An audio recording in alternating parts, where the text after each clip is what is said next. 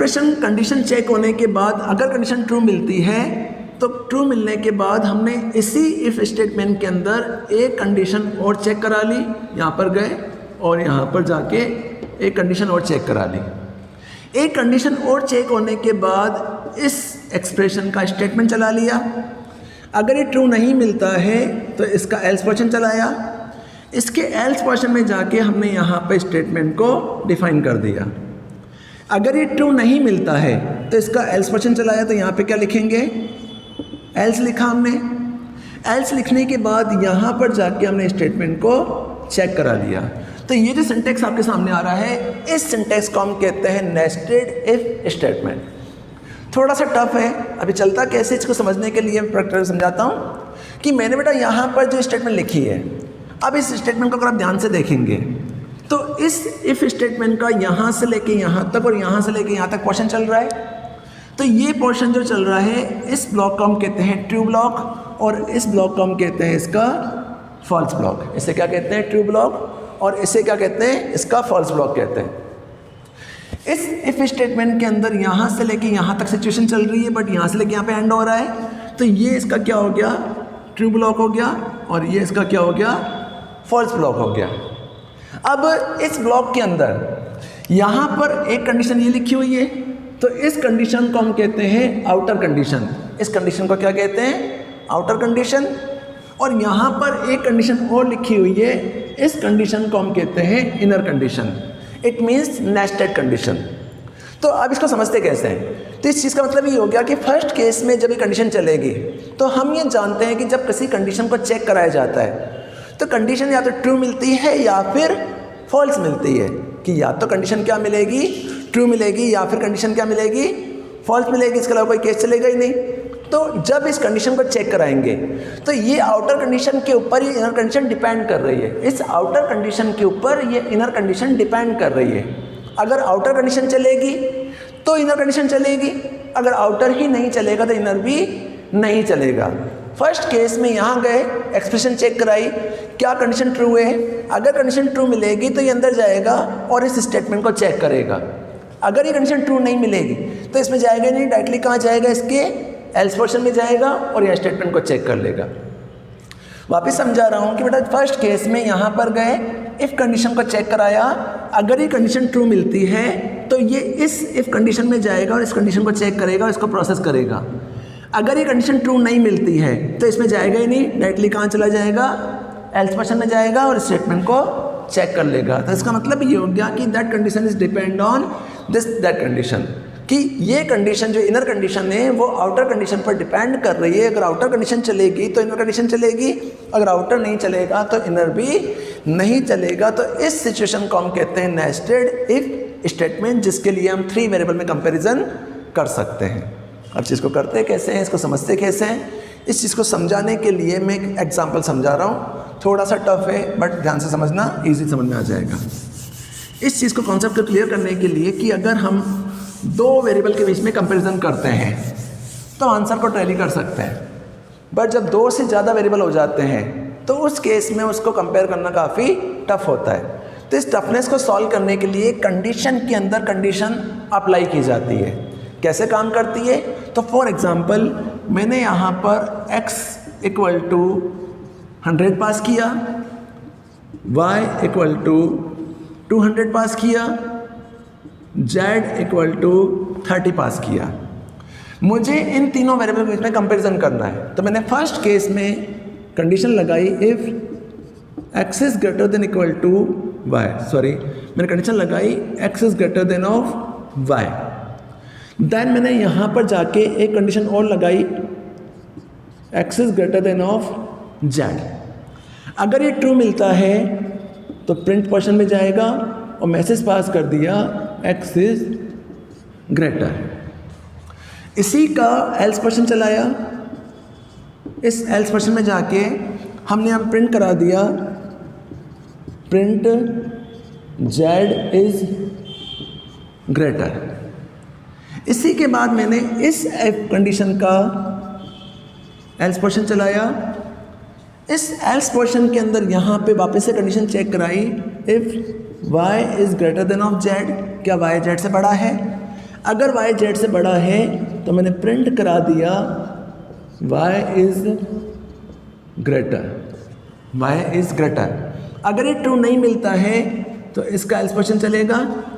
इस एल्स के अंदर जाके मैंने यहाँ पर प्रिंट स्टेटमेंट का यूज़ किया, प्रिंट मैसेज पास कर दिया z इज ग्रेटर, मेरा प्रोग्राम बन गया।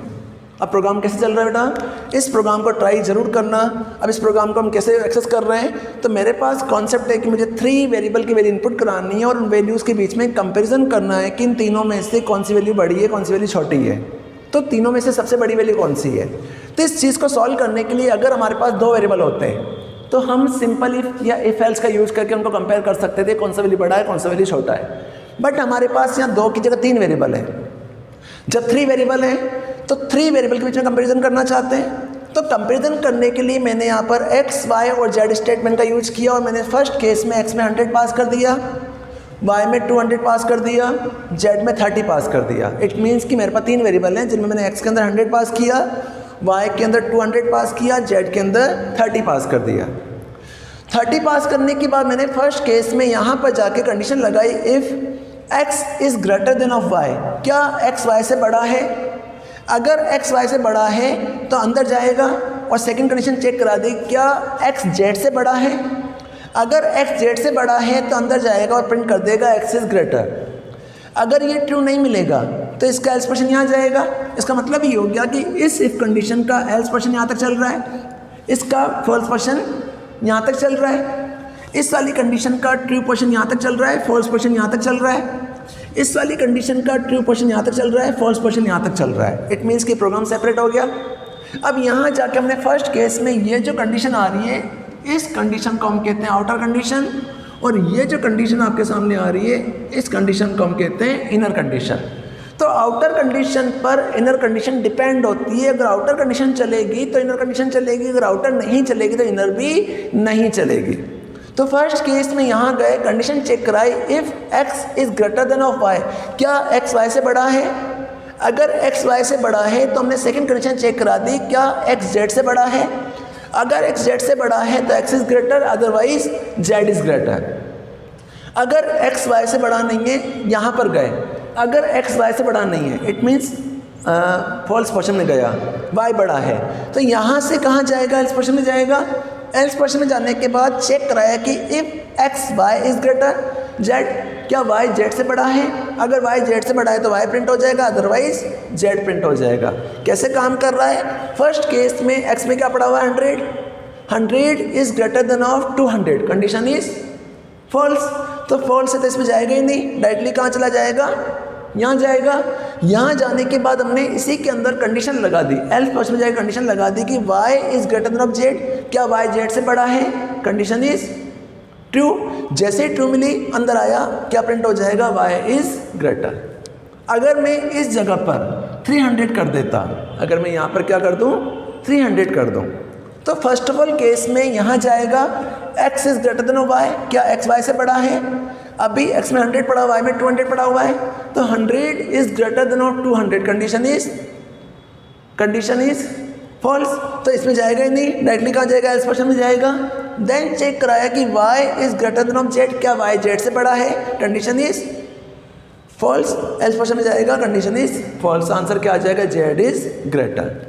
इन केस में बेटा अगर मैं यहाँ पर 1000 कर दूँ, अब मुझे फर्स्ट कंडीशन को चेक कराना है, तो मैंने अगर यहाँ पर 1000 पास कर दिया, तो जैसे ही यहाँ पे 1000 पास किया तो चेक कराया कि if x is greater than equal to y, x में क्या पड़ा हुआ है 1000 पड़ा हुआ है, तो 1000 is greater than equal to y, y में क्या पड़ा 200 पड़ा हुआ है, तो 1000 is greater than of 200, condition is true. जैसे ही ट्रू मिला अंदर आया, अब यहाँ पे कहाँ गया, अंदर आया। तो इसका मतलब ये हो गया कि ये कंडीशन किस पर डिपेंड कर रही है, इस कंडीशन पर डिपेंड कर रही है कि अगर ये कंडीशन चलेगी तो ये कंडीशन चलेगी, अगर ये नहीं चलेगी तो ये भी नहीं चलेगी। तो इस सिचुएशन को हम कहते हैं नेस्टेड इफ स्टेटमेंट। तो अगर आपने यहाँ पर x में 1000 पास कर रखा है तो चेक करेगा कि 1000 is greater than equal to 200, condition is true. जैसे ही ट्रू मिला अंदर आया, चेक कराया x is greater than equal to z, x में क्या पड़ा 1000 is greater than equal to 300, condition is true. Answer क्या आ जाएगा, x इज़ ग्रेटर, और ये बाहर निकल जाएगा, किसी और कंडीशन को चेक नहीं करेगा। तो इस कंडीशन को हम कहते हैं नेस्टेड इफ स्टेटमेंट, कंडीशन के अंदर condition, that is A nested if statement. I hope आपको समझ में आ गया होगा। इस प्रोग्राम को उतारेंगे और इस प्रोग्राम को ट्राई करके देखेंगे, तभी आपको कॉन्सेप्ट क्लियर होगा, तभी आपको समझ में आएगा कि कॉन्सेप्ट क्या कहना चाह रहा है, कॉन्सेप्ट किस तरह से काम कर रहा है। अगर आप ये चीज़ नहीं समझोगे तो कभी भी आप डाउट को क्लियर नहीं कर पाओगे। क्लियर। नेक्स्ट टॉपिक मेरा लास्ट टॉपिक है एलिफ स्टेटमेंट, जो आपको समझा देता हूँ। फिर नेक्स्ट क्लास आपकी मैं एक प्रैक्टिकल क्लास लूँगा, जिसमें प्रैक्टिकल वीडियो भेजूँगा, जिसमें सारा पोर्शन क्लियर कर दूंगा, प्रोग्राम कैसे बनते हैं, प्रोग्राम किस तरह से चलता है, प्रोग्राम किस तरह से प्रोसेस किया जाता है। इसी इफ स्टेटमेंट के बाद हमारा नेक्स्ट स्टेटमेंट आ रहा है, वो one of the most important statement, that is a elif statement. बेटा एलिफ स्टेटमेंट का मतलब ये है कि कंडीशन के अंदर condition, it means multiple condition check करना। एलिफ का मतलब होता है एल्स प्लस इफ। एलिफ का मतलब होता है else plus if, it means elif statement. तो एलिफ स्टेटमेंट का मतलब है जब हमारे पास ऐसी कोई सिचुएशन हो जिस सिचुएशन में हमारा इनपुट एक हो लेकिन आउटपुट मल्टीपल हो, तो उस केस को चेक करने के लिए हम एल्स इफ या एलिफ स्टेटमेंट का यूज़ करते हैं। अगर सी में यूज़ करते हैं तो एल्स प्लस इफ होता है, और पाइथन के अंदर एलिफ होता है, जो it is else plus if. तो एलिफ स्टेटमेंट का मतलब होता है कि जब हम ऐसी कोई सिचुएशन है, ऐसी कोई कंडीशन हमारे पास हो जिस कंडीशन में हमारा इनपुट एक है लेकिन आउटपुट हमारे मल्टीपल है।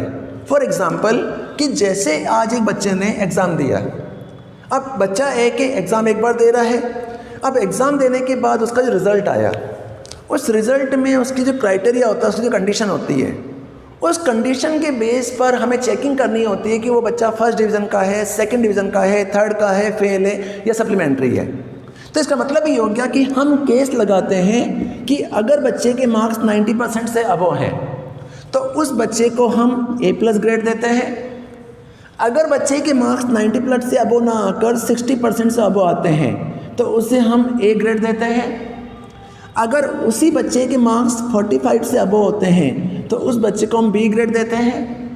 अगर उस बच्चे के मार्क्स 45 से अबव ना होकर अगर उस बच्चे के मार्क्स 36 से अबव आते हैं तो उसे हम C ग्रेड देते हैं। और अगर उसके मार्क्स इससे भी 36 से बिलो जाते हैं तो उसे हम D ग्रेड देते हैं या फिर फेल मानते हैं। तो इसका मतलब ये हो गया कि इस टाइप की सिचुएशन को चेक करने के लिए कि जहां हमें कंडीशन के अंदर कंडीशन, कंडीशन के अंदर कंडीशन, कंडीशन के अंदर कंडीशन लगानी होती है, तो वहां पर हम एलिफ स्टेटमेंट का यूज करते हैं। One of the most important statement जब सप्लीमेंट्री प्रिंट आउट्स वगैरह निकलते हैं या फिर मार्कशीट वगैरह बनती है तो वहाँ इसका यूज़ होता है कि इनपुट हमारा एक है, बच्चे के मार्क्स हमारे एक हैं, परसेंटेज हमारे एक है, लेकिन उन परसेंटेज के बेस पर हमें चेकिंग करानी है कि अगर उस बच्चे के मार्क्स 90% से अबव हैं तो वो A+ का स्टूडेंट है, अगर 60 से अबव है बट 90 से बिलो है तो वो A का स्टूडेंट है। इस तरह की जो चेकिंग होती है, उस चेकिंग को करने के लिए हम एलिफ स्टेटमेंट या एल्स स्टेटमेंट का यूज करते हैं। अब कैसे काम करता है इस चीज़ को समझने के लिए सबसे पहले हम एल्स स्टेटमेंट का सिंटैक्स बना रहे हैं। एल्स स्टेटमेंट का सिंटैक्स क्या होता है? तो सिंटैक्स के केस में सबसे पहले मैंने यहाँ पर इफ़ लगाकर एक्सप्रेशन को चेक कराया। एक्सप्रेशन चेक होने के बाद अगर कंडीशन ट्रू मिलेगी तो ट्रू होने पर स्टेटमेंट हमारी चेक हो जाएगी। अगर ये कंडीशन ट्रू नहीं मिलती है तो इसके एल्स पोर्शन में गए। अब एल्स पोर्शन में हम अगर एल्स लगाते हैं तो सिंपल इफ बन जाता है, बट एल्स प्लस इफ़ मिलाकर क्या बन जाता है? एलिफ बनता है। तो यहाँ पर जाके मैंने लिखा एलिफ, यहाँ पे क्या लिखा मैंने? एलिफ। एल्स प्लस इफ, वापस एक कंडीशन हो गई। मैंने यहाँ पे एक्सप्रेशन को चेक करा लिया। एक्सप्रेशन चेक होने के बाद इस एक्सप्रेशन के अकॉर्डिंग आंसर आ जाएगा। अगर ये कंडीशन ट्रू नहीं मिलती है तो वापस इसका क्या चलेगा? एल्स पोर्शन चलेगा, एलिफ चलेगा। वापस से हमने एक्सप्रेशन को चेक कराया। अगर एक्सप्रेशन ट्रू मिल गई तो ये इसके इस पोर्शन को, स्टेटमेंट को चेक कर लेगा। अगर स्टेटमेंट ट्रू नहीं मिलती है, अगर स्टेटमेंट ट्रू नहीं मिलती है तो वापस इसका क्या चलेगा? एल्स पोर्शन चलेगा। तो हमने यहाँ पर एल्स पोर्शन को यहीं पर ही एंड कर दिया। हम आगे कंडीशन नहीं लगाना चाहते तो एल्स पोर्शन हमारा कंप्लीट हो जाएगा और इस एल्स का स्टेटमेंट कंप्लीट हो जाएगा। तो ये जो सिंटैक्स आपके सामने आ रहा है, इस सिंटैक्स को हम कहते हैं एल्स एलिफ स्टेटमेंट। तो इस स्टेटमेंट को हम कहते हैं मल्टी वैल्यू चेकिंग स्टेटमेंट। ऐसी स्टेटमेंट जिसमें हम एक वैल्यू की मल्टीपल कंडीशन को चेक कराते हैं। कैसे काम करता है? फर्स्ट केस में कंडीशन चेक कराई, कंडीशन अगर ट्रू मिल गई तो स्टेटमेंट चल जाएगी और बाहर निकल जाएगा। अगर कंडीशन ट्रू नहीं मिली तो इसके एल्स पोर्शन में जाएगा। अब एल्स में वापस कंडीशन लगा दी, एल्फ लगा दी, वापस एक्सप्रेशन चेक कराई। अगर एक्सप्रेशन ट्रू मिलेगी तो स्टेटमेंट को चेक कर लेगा। अगर ये ट्रू नहीं मिलेगा तो वापस इसका एल्स पोर्शन में जाएगा, वापस कंडीशन लगा दी, कंडीशन चेक कराई, कंडीशन अगर ट्रू मिल गई तो स्टेटमेंट चल जाएगी। अगर ट्रू नहीं मिला तो वापस एल्स में जाएगा और स्टेटमेंट को चेक कर लेगा। तो इस स्टेटमेंट को हम कहते हैं एल्स इफ स्टेटमेंट या फिर एलिफ स्टेटमेंट। अब इस चीज़ को समझने के लिए हम एक प्रोग्राम बनाना चाहते हैं जिसमें हमें एक स्टूडेंट के मार्क्स डालने हैं और मार्क्स डालने के बाद उस बच्चे को चेक करना है कि क्या वो बच्चा किस ग्रेड में आ रहा है। इट मीन्स कि परसेंटेज उसके एक ही है, बट परसेंटेज के बेस पर चेक करना है कि वो किस कैटेगरी में आ रहा है, वो किस सिचुएशन में टैली हो रहा है। तो इस चीज़ को समझने के लिए मैंने यहाँ पर एक प्रोग्राम जनरेट किया। उस प्रोग्राम में m equal to integer of input message pass कर दिया, एंटर परसेंटेज। मैंने क्या पास कर दिया? Enter percentage. परसेंटेज डालने के बाद यहाँ जाकर मैंने फर्स्ट कंडीशन चेक कराई, if m is greater than equal to 90। अगर उस बच्चे के परसेंटेज 90% से अबव है तो मैं ये चाहता हूँ कि मुझे A+ ग्रेड प्रिंट करानी है। अगर उसके मार्क्स 90% से अबव नहीं है तो 90 से बिलो होंगे। तो 90 से बिलो में मैंने यहाँ पर जाके एल्स इफ स्टेटमेंट में एलिफ स्टेटमेंट लगा दिया, वापस कंडीशन चेक कराई कि क्या उसके मार्क्स 90 से अबव ना होकर क्या उसके मार्क्स 60 से अबव हैं। अगर उसके मार्क्स 60 से अबव हैं तो प्रिंट स्टेटमेंट में गए और प्रिंट स्टेटमेंट के अंदर मैंने यहाँ मैसेज पास कर दिया A ग्रेड। अगर ये भी ट्रू नहीं मिलता है कि चलो ठीक है उसके मार्क्स इससे भी कम है, तो मैंने सेकंड थर्ड कंडीशन चेक करा दी कि m is greater than equal to 45। क्या m की वैल्यू 45 से अबव है? अगर 45 से अबव है तो प्रिंट स्टेटमेंट में गए और यहाँ जाकर मैंने प्रिंट करा दिया B ग्रेड। अगर ये भी ट्रू नहीं है, B ग्रेड भी नहीं है, ठीक है भाई B ग्रेड नहीं है, तो वापस एलिफ स्टेटमेंट का यूज किया। यहाँ जाकर चेक कराया कि m is greater than equal to 36%। क्या 36% से अबव है? अगर 36% से अबव है तो प्रिंट स्टेटमेंट में गए और यहाँ पे लिख दिया C ग्रेड। अगर ये भी ट्रू नहीं है तो बाय डिफ़ॉल्ट कहाँ जाएगा?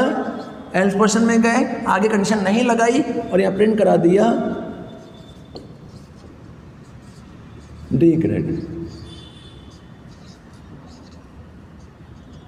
ये हो गया।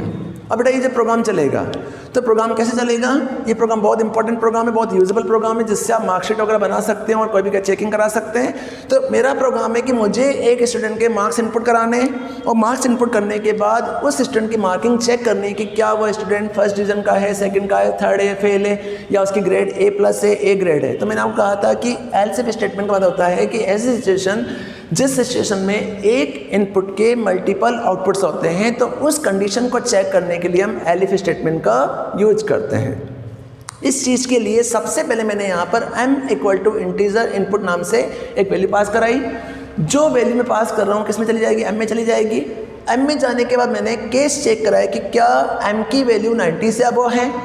अगर m की वैल्यू 90 से अबव है तो मैसेज प्रिंट हो जाना चाहिए A+ ग्रेड। अगर उसकी वैल्यू 90 से अबव नहीं है तो 90 से बिलो होनी चाहिए, तो इसमें नहीं जाएगा तो एल्स पोर्शन में जाएगा। एल्स में जाके मैंने कंडीशन लगा दी कि एल्स इफ क्या उसकी वैल्यू 60 से अबव है।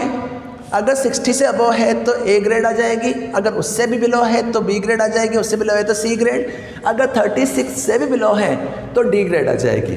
फॉर एग्जांपल कि मैंने इस m वाले मार्क्स के अंदर वैल्यू डाल दी मैंने 72। मैंने परसेंटेज कितने डाले? 72% डाले। जैसे 72% डाले, फर्स्ट केस में कंडीशन चेक कराई कि 72 is greater than equal to 90। क्या 72 90 से अबव है? कंडीशन इज फॉल्स, इसमें जाएगा नहीं, डायरेक्टली कहाँ जाएगा? एल्स पोर्शन में। यहाँ जाकर चेक कराया कि m में क्या पड़ा हुआ है? 72 is greater than of 60, condition is true. जैसे ही ट्रू मिला अंदर आया, आंसर क्या आ जाएगा? ए प्लस ग्रेड, और ए प्लस ग्रेड निकल के बाहर निकल जाएगा, तो आंसर क्या आ जाएगा, A plus grade. In case of अगर मैंने 72% की जगह पर 30% डाल दिया कि बच्चे ने एग्जाम दिया ही लेकिन 30% ही गेन किए हैं, तो फर्स्ट केस में एम में क्या पड़ा हुआ 30%, 30 डालने के बाद चेक कराया कि m is greater 90 condition is false, इसमें जाएगा ही नहीं, एल्स पर्सन में जाएगा। एल्स पर्सन में जाने के वापस कंडीशन चेक कराई, m is greater than 60 condition is false, इसमें जाएगा ही नहीं, वापस चेक कराया, m is greater than 45 condition is false, वापस इसमें नहीं जाएगा, एल्स पर्सन में जाएगा। वापस चेक कराया, m is greater than 36, m में क्या पड़ा हुआ 30 is greater than 36 condition is false, तो इसमें जाएगा नहीं, डायरेक्टली कहाँ जाएगा, एल्स में जाएगा।